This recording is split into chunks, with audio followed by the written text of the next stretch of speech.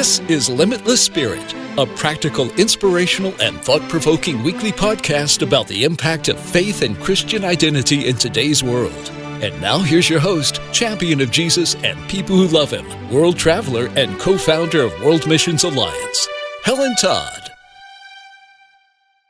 Welcome to episode 5 of the Limitless Spirit podcast.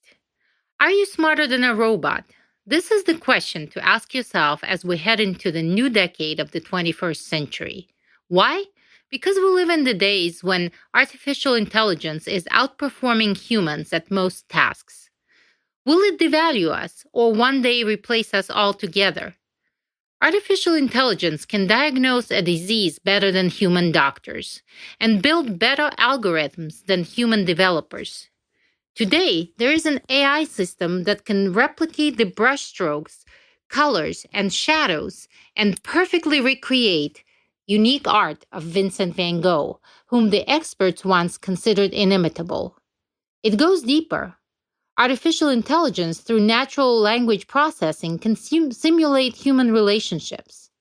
A Barbie doll with a tiny AI mic concealed in her necklace can analyze your speech, carry a conversation with your child, and remember what the child tells her for future exchanges. Will there be a moment when children decide it is easier to have a friendship with a robot than a human peer? The list goes on. And the issue of artificial intelligence competing with humans is not the subject of a distant future anymore. Many scientists, tech community, and the general public are concerned. Elon Musk, for instance, in his speech at MIT, called AI humanity's biggest existential threat and compared it to summoning the demon. He's not alone in his concerns. Late Stephen Hawking said, "The genie is out of the bottle. We need to move forward on artificial intelligence development, but we also need to be mindful of its very real dangers. I fear," he said, "that AI may replace humans altogether. If people design computer viruses, someone will design AI that replicates itself. This will be a new form of life that will outperform humans." So what do we need to know, and how do we prepare for this new age of the machines? And how do we process it and respond to it from the perspective of Christian faith? To answer these questions, I reached out to Jason Thacker, who serves as the Associate Research Fellow and Creative Director at the Ethics and Religious Liberty Commission of the Southern Baptist Convention. He's also the author of the book, The Age of AI, Artificial Intelligence and the Future of Humanity. He writes and speaks on various topics, including human dignity, ethics, technology, and artificial intelligence. Jason, great to have you. Yeah, thank you so much for having me, Helen. When is your book coming out? It comes out March 3rd of 2020, so just a few months away with Zondervan. Well, this is fantastic. I'm really looking forward to reading it. And my first question is, what prompted you to write this book? Yeah, it was kind of a host of different things. I serve as a research fellow at the Ethics and Religious Liberty Commission, and we are a public policy arm of the Southern Baptist Convention. And so a lot of what I do each day is engaging in some of the tough kind of political and social issues ranging from sexuality, the family, free speech, government, issues surrounding pro-life issues and sexuality. And so as we're engaging a lot of these issues every single day, one of the issues that's come up on my radar over the last few years is artificial intelligence and kind of the role that technology plays in our society. Increasingly, everything we do is connected to some form or piece of technology, and increasingly that's becoming pieces of artificial intelligence. So it can be anywhere, things like our phones using Siri or Alexa or Google, a lot of our email things, anything that's automated uses some form of artificial intelligence or automation. And as we're engaging with these tools every day, there's a lot of big questions that arise from it. You have kind of very intense questions about the nature of humanity, the nature of God.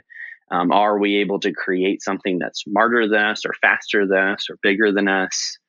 Or more powerful. And so you get into a lot of these deeply theological, but also very practical questions about the role artificial intelligence and even larger than that technology plays in each of our lives. And so that's one of the reasons I wanted to write the book, was to be proactively engaging this subject from a Christian perspective rather than reacting after the effects of this technology is seen throughout our lives and throughout our communities. And I think this is a great approach because sometimes Christians are viewed as being opposed to technology or progress. We're not. But you're right, there are certain moral issues that we need to consider. Was there a specific incident or an event that caused you to look deeper into it? Well, specifically, we actually, as an organization, last April of 2019, released a statement of principles on artificial intelligence. And what that was, it was kind of a 100,000-foot look, a set of principles or an ethical framework for the church to start thinking about technologies like AI. And as we were releasing that, one of the reasons we did that was in response to a growing trend of these ethical guides or frameworks or principles that were coming out of governments around the world, that were coming out of our companies such as Google and Twitter and even Facebook, and just kind of a host of really big questions, fundamental questions that Christians have been engaged in and thinking about for hundreds of years or even thousands of years. That our culture is starting to ask questions about what is the nature of man and what makes us unique. And so we ended up putting together this ethical framework. At the same time, I was putting together the book. And so the whole goal of this was to have an accessible guide for Christians. This isn't an academic work intentionally. It's meant for the everyday reader to engage some of these really intense or deep questions, but do it from a scriptural vantage point and to do it with hope.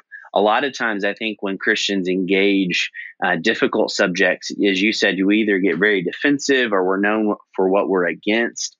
But as we step into this, some of these bigger questions, I think this is a great time for the church to be proactively engaging from a position of hope and a position of confidence of who God is and how He's created us and how we're to engage in this world. And so as we enter some of these big questions about, is a robot going to take my job?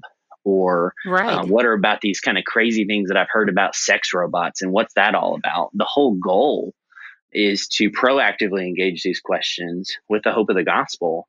And that's the reason I wrote the book. And one of the reasons I do this through the principles that we put out last year, and a host of other resources and writing that I've done. Well, and artificial intelligence is not necessarily something that we need to fear because there's a lot of good things that come with that. But at the same time, there are certain things that are concerning. What specifically would you say are aspects of this upcoming, and in many cases, not upcoming, but existing technology that we should be concerned about from the perspective of our faith? Yeah, there's kind of two main buckets of questions or issues that I think we need to be concerned about and have a thoughtful response to.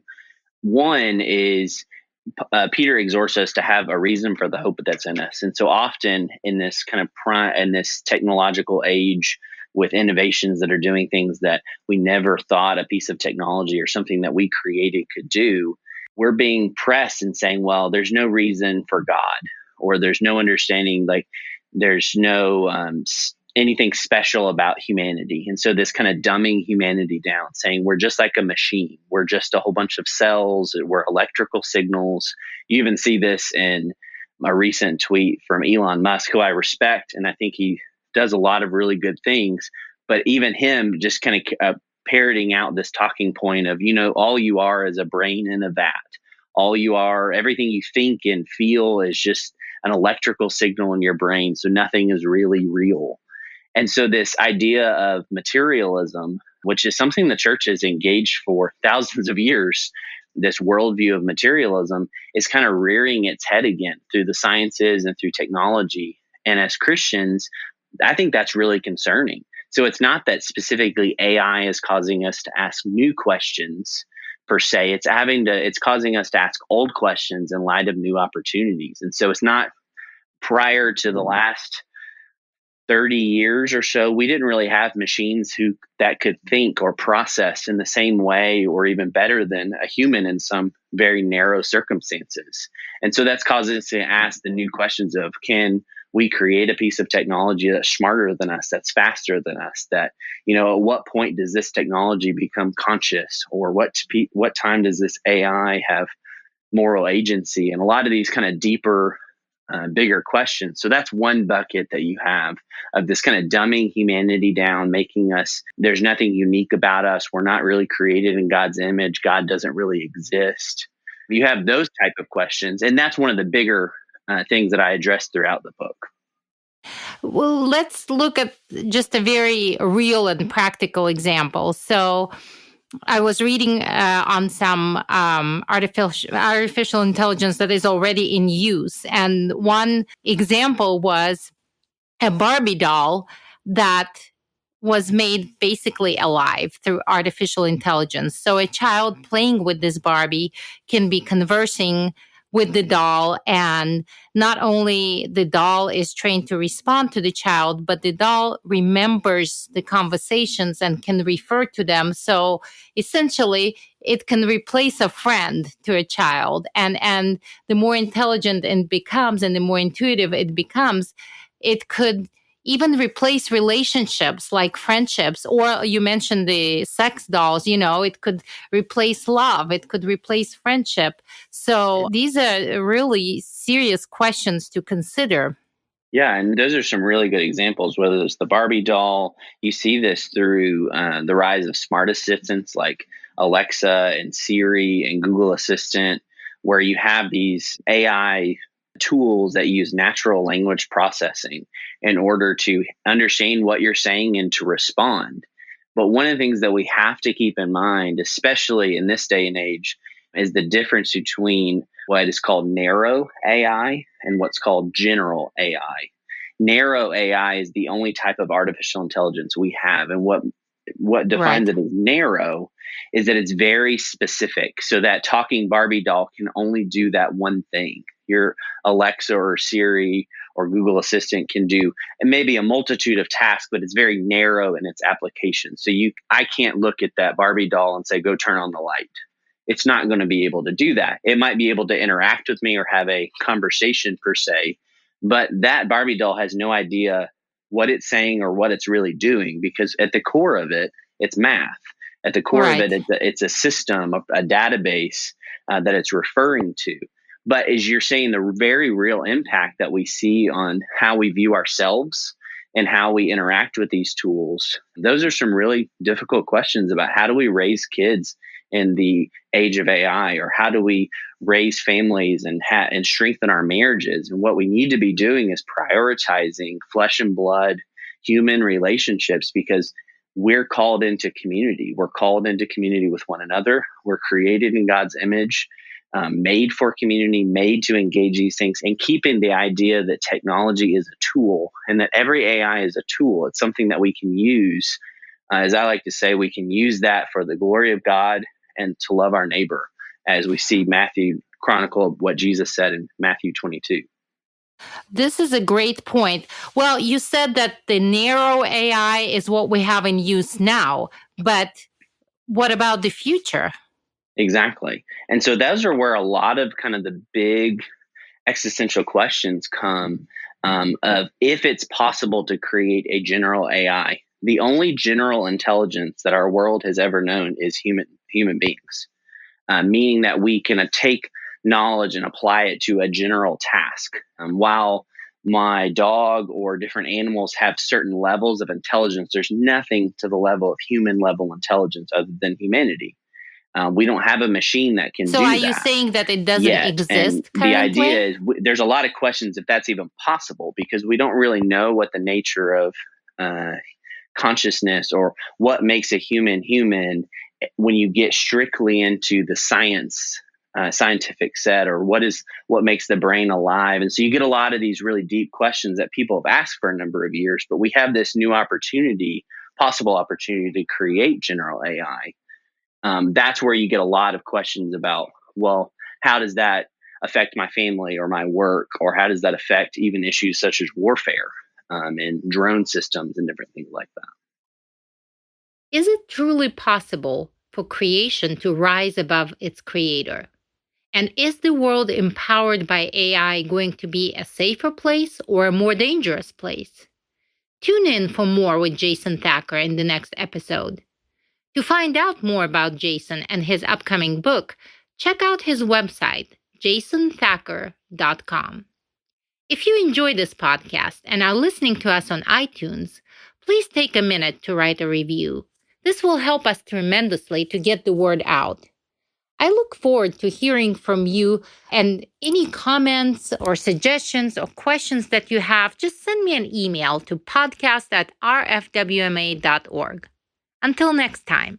Thanks for listening to Limitless Spirit with Helen Todd, produced by World Missions Alliance. Are you ready to step out of your comfort zone? Do you have a passion to help people and share your faith across the globe? Visit our website, rfwma.org, and get involved in the Great Commission through short-term missions. We hope you'll leave a review and check out other episodes. We'll be with you in a week on our next episode of Limitless Spirit.